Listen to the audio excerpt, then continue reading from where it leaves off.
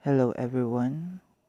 Our group is assigned to discuss about the Philippine architecture from the post-war era up to the present. This report is presented by Romelo Grefaldo, Trisha Vivien Estiller, Beatrice Joy Dellosa, Jerlie Mae Guanizo, and Rey Arnold Galicia. Our report is composed of 8 topics. First is the post-war architecture. Second is the late century architecture. Third is the contemporary architecture. Fourth, hotels, government buildings, and museums. Fifth is the Catholic churches. Sixth is the residential buildings. Seventh, architectural ornaments. And the last are the Philippine furnitures. Hi, I'm Romelo, and I will be discussing about the first topic, which is the post-war architecture. Post-war period. The devastation brought by World War II from December 8, 1941 until September 2, 1945, along with economic constraints, paved the group for the gradual development of an architectural concept that broke free from the bondage of traditional forms. The use of reinforced concrete, steel, and glass, as well as predominance of cubic forms, geometric shapes, and Cartesian grids, and the absence of applied decoration helped the newly independent Philippines assert its identity in 1946.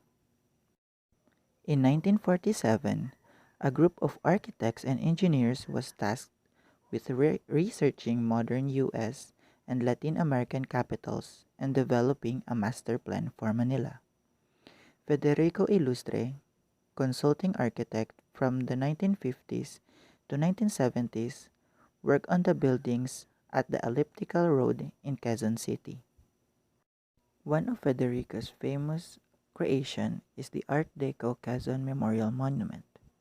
The centerpiece is 66-meter high, composed of 3 pylons, topped with winged figures representing the 3 island groups, which is the Luzon, Visayas, and Mindanao. The 1950s and 1960s staple architecture elements were the brise soleil or the sunbreaker, glass walls, pierced screens, and thin concrete shells. The post-war doctrine was form follows function, professed by the third-generation architects, namely Cesar Concho, Angel Nakpil, Alfredo Luz, Otilio Arellano, Felipe Mendoza, Gabriel Formoso, and Carlos Argeles. Cesar Homaro Concho Sr. was born in November 30, 1907 and died in April 27, 2003. He is the first university architect of UP or the University of the Philippines when the university transferred to Diliman from Padre Faura in the late 1940s.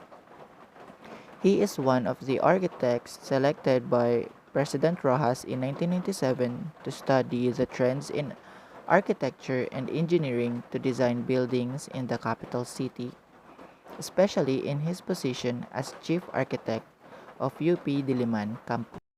Sample works of Cesar Concho are the Melchor Hall of UP Diliman and the Church of the Risen Lord in UP Diliman, Quezon City. Next is Angel E. Nakpil. He was born in February 20, 1914 and died in November 2, 1980.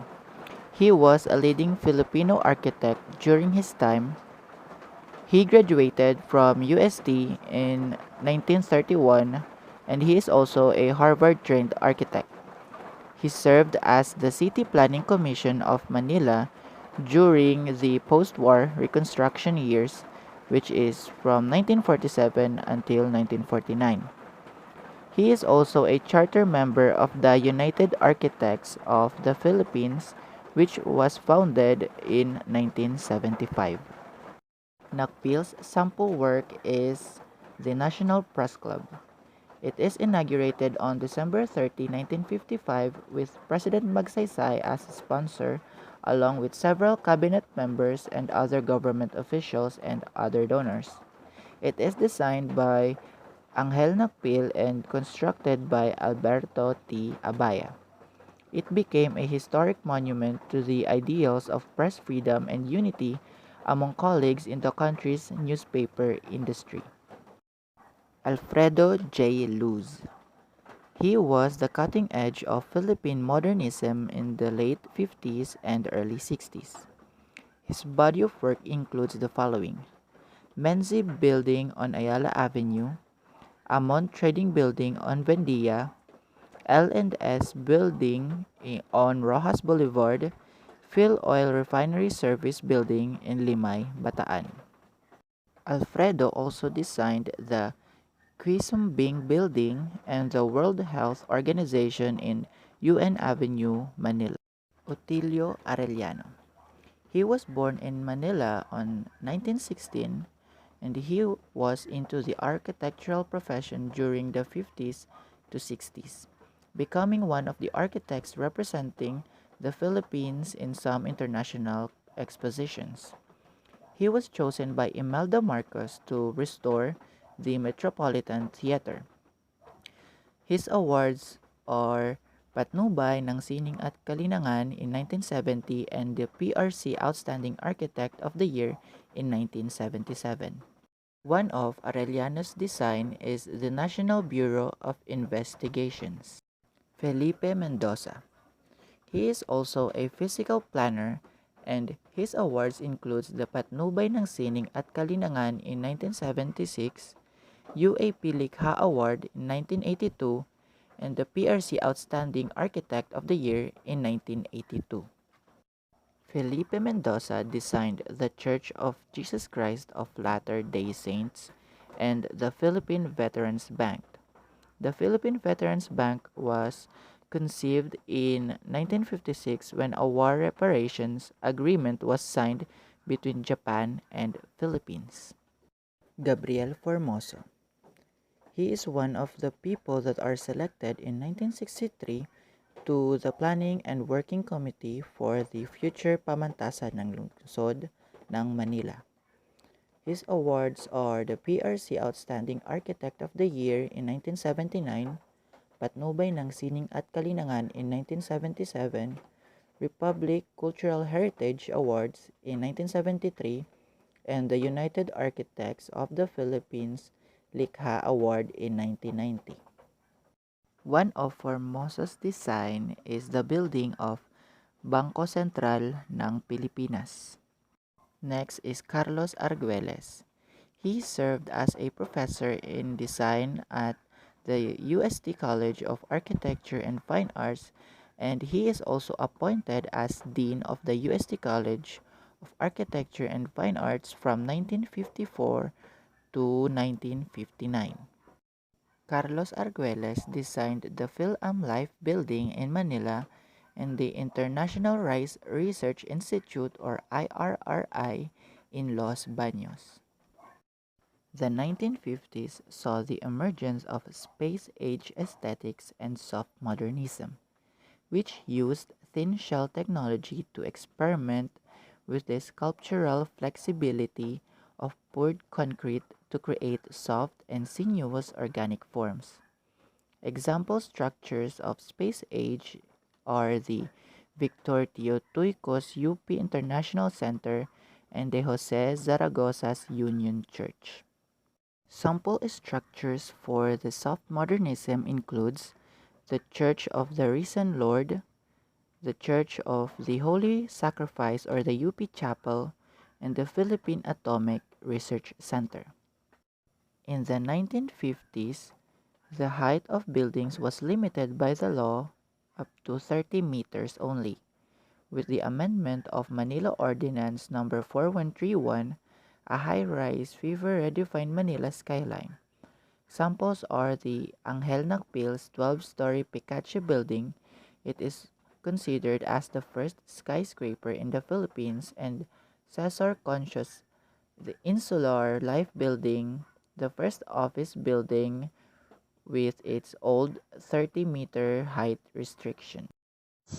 Hi, I'm Trisha Vivien, Estiller. Let's now proceed to the late 20th century architecture of the Philippines, or from the 1960s to 1990s.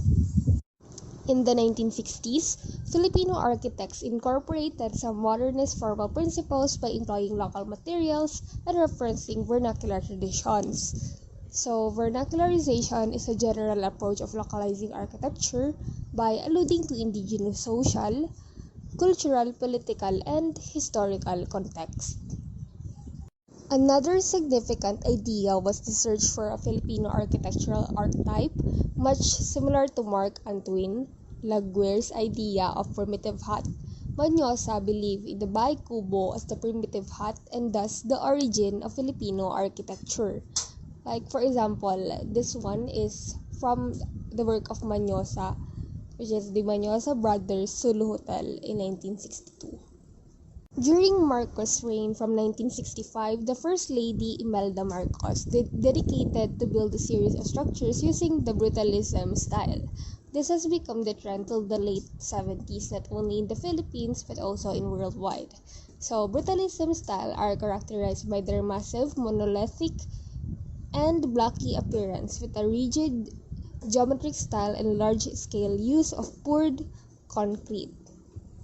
Now let's proceed to another decade. So in the 1970s, former First Lady Imelda Marcos pursued a singular national architectural style to concretize the official maxim of isang bansa, isang diwa, or in English, it's one nation, one soul. So it was back then when it started that architecture is a medium of propagating nationalism.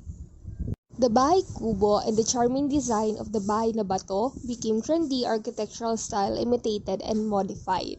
This adaptation can be seen in Batasan Pambansa and Bliss Housing Project. The Bliss Housing Project was part of the Land for the Landless program in Metro Manila to realize the hopes of the urban poor to have their land and their own homes.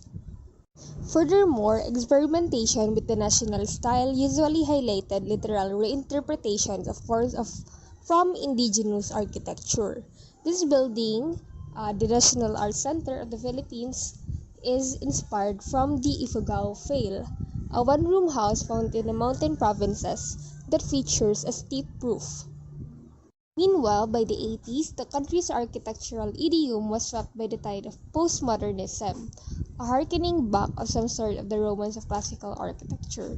So in this period, less is more was replaced by less is more. Another style that trended in the 1980s is due to the oil crisis of the 1973. It led to a movement for energy-efficient designs called tropical regionalism. Tropical regionalism is a energy-efficient buildings. It is a design that are responsive to local climate and culture. Like for example, the San Miguel Corporation headquarters from Pasig City. It is built by Jose Manuel and Francisco Manyosa. Now let's proceed to the contemporary architecture or the present architecture. Contemporary architecture is defined as the building style of the present day. However, examples do not necessarily have similar or easily recognizable features because the style is really quite varied and has a number of different influences. The contemporary architecture in the Philippine features is the rise of master-planned microcities like Bay City, Eastwood City, Fort Bonifacio Global City, and Rockwell Center. Retail environments like SM Mall of Asia, Gateway Mall, Trinoma, and Greenbelt Mall, and gated communities of suburban pretension. So this is a picture of Eastwood City or an example of a microcity. Another feature is that global architectural firms bestow designer labels to megastructures like Michael Graves World Trade Exchange, IM Peace Sensa Towers, Arquitectonica's Pacific Plaza Tower, Confeders and Fox Associates, LKG Tower, and Skidmore and Onyx and Merrill's Chichenko Tower. In this period, there's also a presence of architecture style of deconstruction. So deconstruction is characterized physically by controlled fragmentation, nonlinear design processes stimulating unpredictability, asymmetric geometries, and orchestrated chaos like the works of Alexis Bedalia, Eduardo Calma, and Joey Yupanco. So there's also advances in computer-aided design or CAD and computer-aided manufacturing or CAM technologies. Also, some inspirations were drawn from aircraft technology, robotics, and cyberspace, as demonstrated by the One San Miguel building, the PBCom Tower, and the GT International Tower. So, another feature is the reflective blue or aquamarine curtain walls, aluminum cladding, metallic sun visors, and metal mullions are mainstays of millennium skyscrapers. There's also the implementation of green architecture to reverse the negative impact of buildings on human health and on the environment by enhancing the efficiency and moderating the use of materials, energy, and space. Good day! This is Beatrice Joy Dellosa, and in the following slides, I'll be discussing the sample structures of Philippine architecture, which is the hotels, government buildings, and museums from the post-war to present phase. Midas Hotel. The 227-room hotel in Pasay was designed by national architect Leandro Locsin. The construction started in 1965 and was completed on January 5, 1968. It was originally known as the Sheraton, then Savoy Philippines, and later on the Hyatt Regency Manila. Now it is called the Midas Hotel and Casino. Waterfront Manila Pavilion. The Waterfront Manila Pavilion Hotel and Casino in Ermita was built in 1968. It is also famous for being the first tallest 5-star hotel during those times. It was originally called the Manila Hilton until 1988. It now functions both as a hotel and casino and is frequented by foreigners and locals alike. It popularized the concept of an in-house art gallery for the hotel industry. Carlos Argiles and Welton Beckett took in charge of the architecture. Dormitory of the UP College of Agriculture in Las Bañas in 1974. It is built on the side of a hill in a wooded area. The structure on stilts is meant to suit the sloping terrain and to relate to the existing landscape. The outside balconies and supporting horizontal beams create interesting shadow effects. Manila Hotel. The Manila Hotel was conceived as an evocation of Old Manila. First inaugurated in 1912, the Old Manila Hotel served as the center of Manila's social life and the gathering place of her elite. In renovating and expanding this historic landmark, the architect's chief concern was to design a hotel that would be thoroughly modern in its facilities and yet would evoke the ambience of the old, aristocratic establishment. The original hotel complex was designed by architect William Parsons. In 1975, the latest expansion and renovation was headed by architect Leandro Locsin and landscape architect Ildefonso P. Santos. Dusit Thani, Manila. Built in 1976, it was used to be called the Manila Garden Hotel before it was called Hotel Nico Manila. In 1995, Dusit International acquired the hotel and it was renamed the Dusit Hotel Nico Manila. Now it is simply known as Dusit Thani, Manila. It was designed by Gabriel Formoso Architects. The Peninsula Manila. A 5-star hotel in the heart of the Makati Business District, the Peninsula Manila was built in 1976 to coincide with the hosting of the International Monetary Fund Conference in Manila. The Posh Hotel was known to be the jewel in the capital's crown. It also made headlines as the scene of the Manila Peninsula siege headed by Senator Antonio Trillanes, General Danilo Lim, and other Magdalo officials. Architect Gabriel Formoso designed the property in a brutalist style. The Peninsula Manila has ornate tropical interior decoration and a large collection of Filipino art and craftwork throughout. Sofitel Manila. Sofitel Philippine Plaza Manila, formerly known as the Westin Philippine Plaza and then Hotel Philippine Plaza, is a five-star luxury hotel that opened in 1976 in Pasay. It has housed prominent personalities including royalty, celebrities, and heads of state. Its structure was designed by national artist for architecture Leander Locsin, and its grounds were designed by landscape visionary and national artist Ildefonso P. Santos. The Twin Towers in Makati. During the December 1989 coup d'etat, rebel forces used the Twin Tower condominium complex as their base of operations while they seized Makati City for a week. Several other buildings were used by rebel snipers to prevent government forces from retaking the city. The Department of Agriculture and Commerce Building. Constructed in 1940, it is designed in neoclassical style by Filipino architect Antonio Toledo in the late 1930s, having the same dimension and floor plan as its twin building located at the northern side of the circle, the Finance Building. The facades are articulated with giant Corinthian columns and pilasters rising from the second floor level to the height of the 3 stories of the building, with the first story resembling the 1-story high plinth where these columns and pilasters rest. The decorative entablatures are supported by the columns and pilasters surrounding the entire wall. Incised masonry joint pattern articulates the exterior walls to provide a new sense of scale.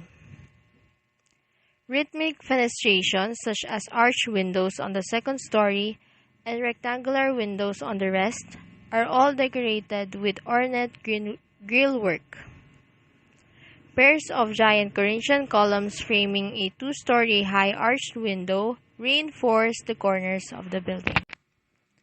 The Department of Agriculture and Commerce Building was among the government buildings reconstructed in 1949 under the government's post-war rehabilitation work program. In February 1945, the American forces bombarded the building with heavy artillery fire concentrated on the ground until the lower sections have been pulverized and the upper sections settled on the ground. It was then reconstructed using adaptive reuse architecture or the restoration of an old building to convert it into a space for something other than its original purpose commenced in 2013. What used to be a building occupied by the Department of Tourism is now home to displays of diverse botanical, zoological, and geological collections of the country, which is the National Museum of Natural History. New Manila International Airport. The New Manila International Airport Terminal Building was designed by architect Leandro V. Locsin. Arrival and departure sections are separately located in different levels to facilitate the flow of passenger traffic. The multi-story building of the Central Bank of the Philippines is a harmonious composition of massive concrete blocks, relieved of their severity by continuous horizontal bands of windows. 17 stories high to accommodate all other offices and departments not previously allotted in the main building, the multi-story building forms a major part of the Central Bank building complex as it houses the operations area of the bank. The Electronic Data Processing Office building of the Central Bank of the Philippines is an 8-story building planned mainly to shelter computer system equipment of the Central Bank Electronic Data Processing Center and other relative offices. The basement parking are below. The podium level can accommodate approximately 500 cars. The Philippine Pavilion at Expo 70, designed by Leandro V. Locsin. The dramatic roof sweeping up from the ground of the Philippine Pavilion at Expo 70 was intended to express the soaring aspects and future-oriented outlook of the Filipino people. Asian Development Bank. The Central Bank Main Office Building, the first structure to be built in the Central Bank Building Complex, is composed of 5 floors of office areas and related amenities, a partial basement, and the executive offices of the bank. The building was designed to underline the concept of function for the efficiency of the occupants. It was designed by Crescenciano C. de Castro, or also known as C.C. de Castro. Folk Arts Theater. The design for the Tanghalang Francisco Balagtas, also known as the Folk Arts Theater, originated in the simple concept of a sheltered plaza. The completed structure boasts a broad fascia with a single column-to-column span of 80 meters, the largest single-span structure in the Philippines. Resting on 8 monumental columns, the 100 by 100 meters route appears to float. Almost 10,000 people can be seated in a flat area with tired seats on 3 sides. The flexibility of the amphitheater center allows for the placement of an auxiliary stage in the center for arena-type presentations. It was designed by Leandro V. Locsin. Philippine Heart Center for Asia. On February 14, 1975, the Philippine Heart Center for Asia in Quezon City was inaugurated. Now known as Philippine Heart Center, it is a hospital and research center with the most modern facilities for heart and related diseases in the country. The hospital building was designed by Filipino architect George Ramos in what has been described as a brutalist style. It was built in 1975 with a reported cost of almost $50 million. It was co-founded by Dr. Luderio D. Torres. Philippine International Convention Center, or PICC. The Philippine International Convention Center is a convention center located in the Cultural Center of the Philippines complex in Pasay, Metro Manila, Philippines. The facility has been the host of numerous local and foreign conventions, meetings, fairs, and social events. The PICC served as the office of the Vice President of the Philippines until 2005. It also previously housed the Philippine Charity Sweepstakes Office. The Philippine International Convention Center is composed of 5 building modules: the Delegation Building, Secretariat Building, Plenary Hall, Reception Hall, and the Forum. Designed by Leandro Locsin, the PICC complex was built on reclaimed land along the Manila Bay and became Asia's first international convention center. Coconut Palace, also called as the Tahanang Pilipino. It is called as Coconut Palace because of the extensive use of coconut lumber and various parts of the coconut tree in its construction. The Coconut Palace is made of several types of Philippine hardwood, coconut shell, and a specially engineered coconut lumber apparently known as Imelda Madera. It is designed by Francisco Manyosa. Each of the suites on the second floor is named after a specific region of the Philippines and displays some of the handicrafts these regions produce. The palace is located at the cultural center of the Philippines between the Folk Arts Theater and the Sofitel Philippine Plaza. Before becoming the official residence of the Vice President, the palace was used for wedding receptions. The palace is shaped like an octagon, while the roof is shaped like a traditional Filipino salakot or hat. Some of its highlights are the 101 coconut shell chandelier and the dining table made of 40,000 tiny pieces of inlaid coconut shells. Highlighted as one of the cultural center of the Philippines' most striking structures for its architecture and interiors. The palace celebrates the coconut as the ultimate tree of life. From the coconut's roots to its trunk, bark, fruit, flower, and shell, the palace design, form, and ornamentation echo these elements. Manila Film Center. The Manila Film Center is a national building located at the southwest end of the Cultural Center of the Philippines Complex in Pasay City, Philippines. The structure was designed by architect Froilan Hong, where its edifice is supported on more than 900 piles, which reaches to the bedrock about 120 feet below. The Manila Film Center served as the main theater for the first Manila International Film Festival, or MIFF, for the 18th to the 29th of January 1982. The building has also been the subject of controversies due to an accident that happened during the final stages of its construction in 1981. Ayala Museum. The plan and shape of the Ayala Museum in 1974 were based on displaying the main exhibit dioramas to best advantage and directing a smooth traffic flow.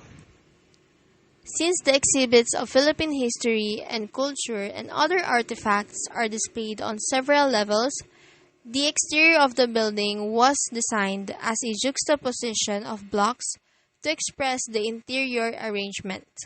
It was designed by Leandro V. Locsin.